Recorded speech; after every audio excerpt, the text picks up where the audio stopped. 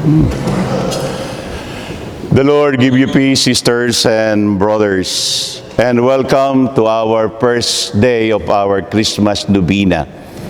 And I know you will be surprised with all these lanterns. I hope Brian could also take a picture of that one, okay? Because starting today, only my homilies and the homilies of the priest who will be celebrating here would be placed in our YouTube for us to share them to others. On this first day of our Christmas Novena, December 16, you have heard that John is a shining and bright light. And for us, especially for the Filipinos, Christmas without lights is what do you call that one? Kulang. What is kulang? Lacking. It's lacking. Everything should have a light.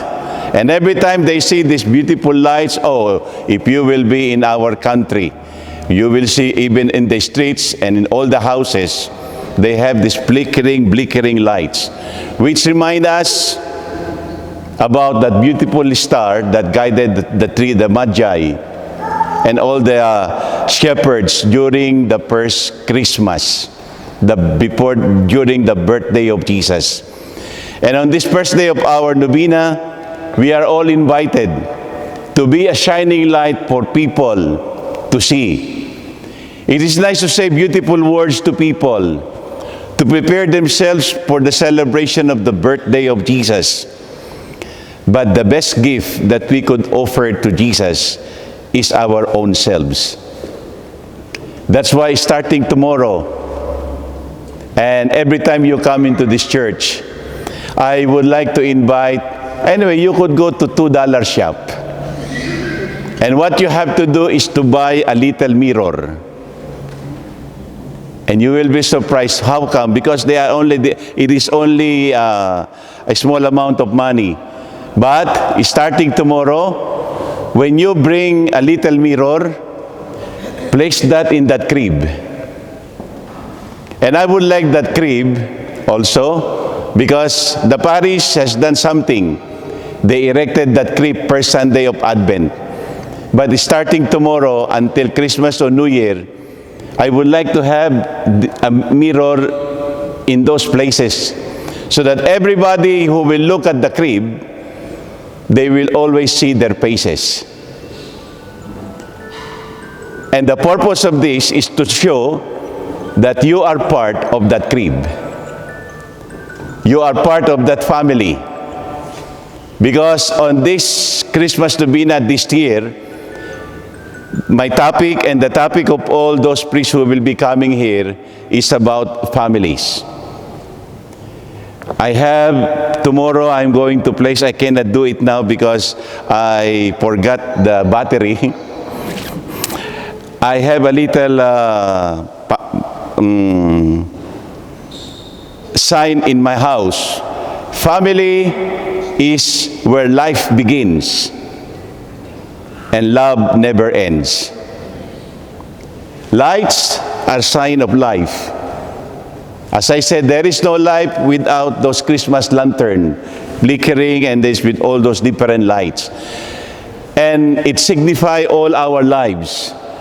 We come from different families, but the moment we come together here, we contribute something beautiful. I myself, I am surprised to see this kind of people. You are plenty, I know. Early in the morning, 5 o'clock, wow. Well, I know, in the Philippines, much more. But we are not in the Philippines, we are here in New Zealand. And the good thing is, remember that every time we come into the celebration, even though you do not answer or maybe you keep quiet, or sometimes you do not understand what is going on, even sometimes those children, some of them, they are still sleepy. But it doesn't matter. Your mere presence here is always a gift. You are just like a shining light. And every time that we look at that crib, starting tomorrow, you will see something new. And I know people will be surprised. What is the use of this mirror?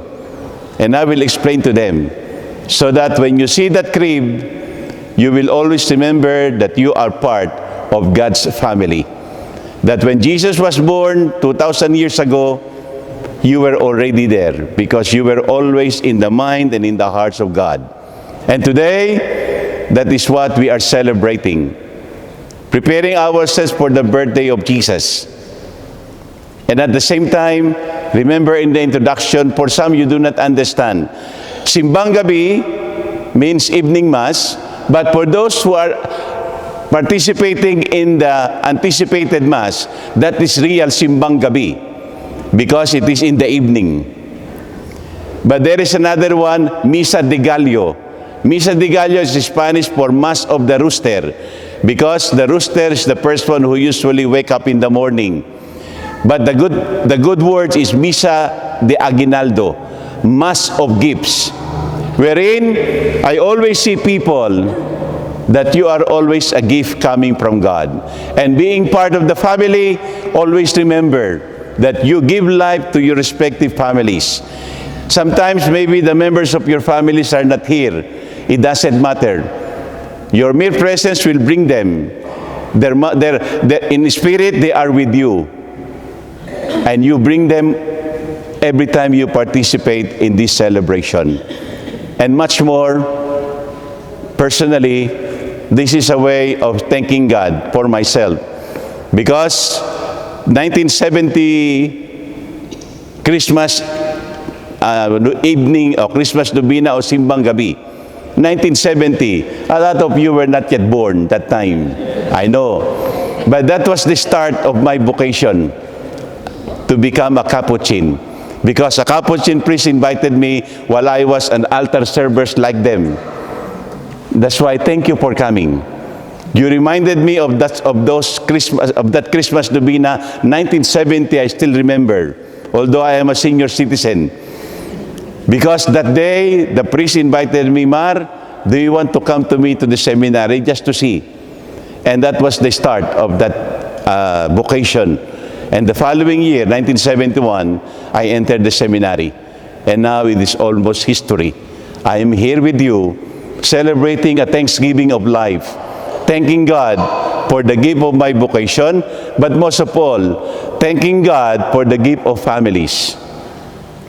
And remember today, and for the day that you will participate in this Christmas Novena, if you cannot bring the members of your family, just bring yourself.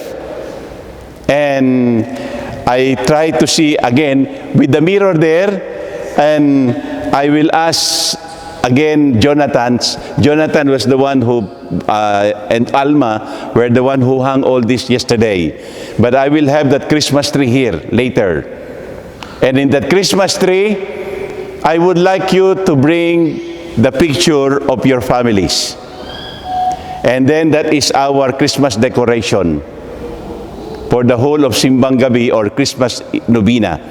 Bring the members of your family, put them in a picture, and then we are going to hang them in that Christmas tree.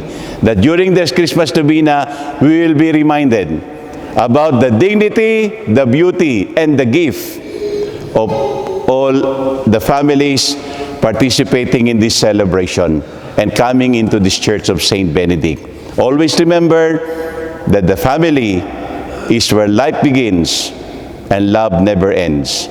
And today, as we continue our celebration, may the Lord Jesus, as we receive Him in Holy Communion, be our strength, so that when we celebrate His birthday, the best gift that we could offer to Him is the gift of ourselves and the gift of our respective families. And may God bless us all.